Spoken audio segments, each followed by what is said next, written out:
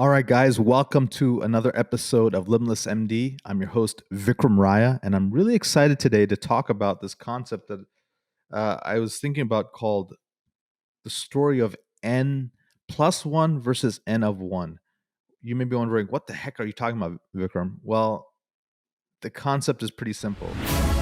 What if you could reclaim hours of free time each week, create legacy building wealth, and devote more energy to your passion projects without giving up on your career as a life saving MD? My name is Vikram Raya, functional cardiologist, high performance coach, and real estate expert. And I'm here to give you the tools, strategies, and solutions you need to transform your life so you can unlock your limitless potential and achieve greatness, all the while freeing up your precious time. Welcome to Limitless MD. Let's dive in. A lot of you are physicians or high income earners, and you've studied statistics and things like that. N plus one really is, hey, I've achieved $100. Well, no, I have 101. It's always that adding one plus to on top of everything else you're already doing, or that additional person, the additional statistic, the additional unit. And the way this represents in current life is this one-upsmanship. So if you get a Mercedes, sedan, your neighbor gets a Mercedes SUV, you buy a, $800,000 house, they buy a $1.8 million house. And it's, I become a millionaire, you've become a decamillionaire, right? It's it's very difficult because we're defining our success outside of ourselves. It's extrinsic, and we're also making life a multiplayer game. Instead, I want you to consider this and potentially take this out. Instead of saying n plus one, make it a game of n of one. What that means is there's only one person playing. Your life is really a single player game. You're all about self mastery, kaizen, constant, never ending improvement. You're trying to be better than the man or woman you were a week ago, a day ago, even a second ago. How do you become the highest and best version of yourself? And I was in the shower and I was just coming up with this concept, and it's just simple, like n plus one plus is n versus n of one. That one change of character changed your whole outlook on life.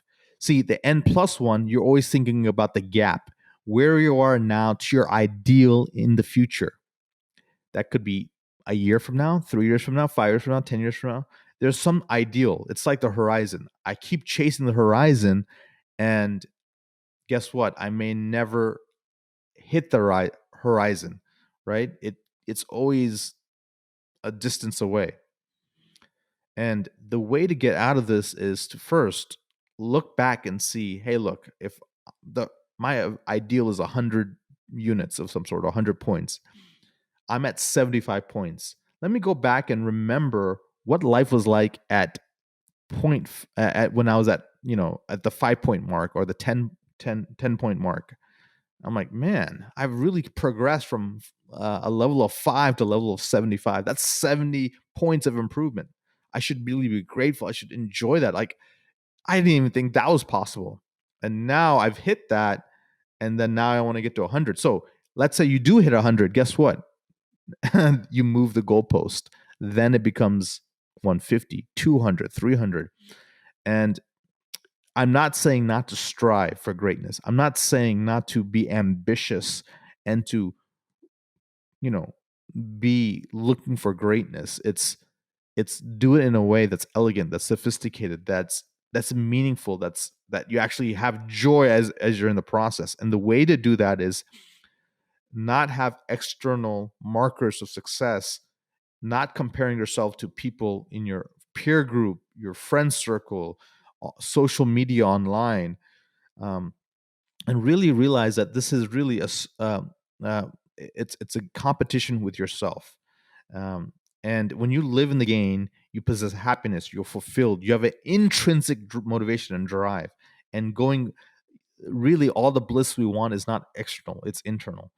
And this is explained in a concept called hedonic adaptation or a hedonic treadmill. You're on this treadmill that, hey, look, I'll be happy when syndrome. I'll be happy when I get two luxury cars and a nice house. I'll be happy when I pay for my kids' college. I'll be happy when I can take, luxury vacations. I'll be happy when I achieve, five multifamily units, compared to the three I already have. So it's I'm happy, therefore I'm successful is really the mantra I want you to say. And I want to reference a couple of people here. So Matthew McConaughey, one of the famous actors out there, they asked him, "Hey, who is your hero, Matthew?" And he said, he thought about it for a second. He goes, "You know who it is? It's me in 10 years." So I turned 25, and then 10 years later, that same person comes to me and says, "So, are you a hero?" And I was like, "Not even close. No, no, no, no." And she asked, "Why?" And I said, "It's because my hero is me at 35." So you see, every day, every week, every month, every year of my life, my hero is always 10 years away. I'm not going to ever be my hero. I'm not going to attain that. I know I'm not. And that's fine with me because that keeps me with somebody to keep on chasing. And I think what he's really trying to say is you can strive to be this thing, and it's about the process of becoming the best version of yourself versus actually attaining that idealistic concept. And so it's not resting on your laurels, but it's also not being miserable by being in scarcity, lack, or in the gap. And the second quote or the second story I want to talk about is there was a party given by this billionaire on an island in New York called Shelter Island. And the famous author Kurt Vonnegut um, informs his pal Joseph Heller, another author, that their host, and the host of the party is a billionaire. He's a hedge fund manager. And you know uh, Kurt was talking to Joseph Heller. Joseph Heller wrote the book Catch 22. He goes, Joseph, this hedge fund manager, he's made more money in a single day than you've ever earned from your popular novel Catch 22 in this whole history. And then Joseph thinks about this and looks at Kurt and says, yeah, yeah, you may be right, but I have something he will never have. And he pauses for a second and he goes, what is that? Enough. So this is really, you know, the concept of all. If I had to really emphasize it all, it's this. It's realize that you are enough, you've been enough, you're already perfect, and you're living on this earth to follow your dharma, your purpose, your major transformative mission in life. And it's a mighty mission, and that's what you're doing. And it's not about winning or losing, it's about keep taking steps forward to making you the best version of yourself. Everyone you touch or impact is going to benefit from you, and you're leaving an indelible mark on this earth. You're making a dent in the universe, and it's powerful. And it's who you become in the process. So this can apply to your school. Like if you're in school or training, it's less comparison with others. In your clinics, you're not comparing to yourself to other clinics around you, or your career as a physician and the income other people are earning, right? What I always say is this: as a cardiologist, I wanted to be successful, and I thought, hey, the way to do it is to be a cardiologist just like everybody else. But I realized I was playing the wrong game. I was like, that's a crowded sandbox. And what I ended up doing is I created my own sandbox where I am the only person playing, and it's in a beautiful sandbox, right? I get to be a real estate entrepreneur. I get to you know be a high performance coach, and I get to learn and teach people about biohacking and human optimization. I'm like, there's not that many people that do all three, and I get to do that, and that's joy for me. That's my victory.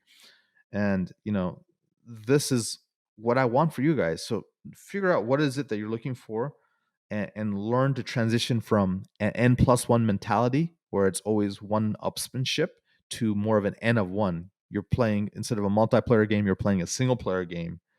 Realize that bliss is not happiness, it's just contentment. And having the contentment while you strive for greatness is, I think, the highest virtue. So be the highest version of yourself. And with that, guys, Continue to be phenomenal, be limitless, and I'll see you soon. Thank you so much for listening to this episode of Limitless MD. If you found value from this episode, I encourage you to share this episode with a friend and let me know by leaving a review. For more information, make sure you check out the links in the show notes below or simply visit vikramraya.com. So until next time, my friends, be phenomenal.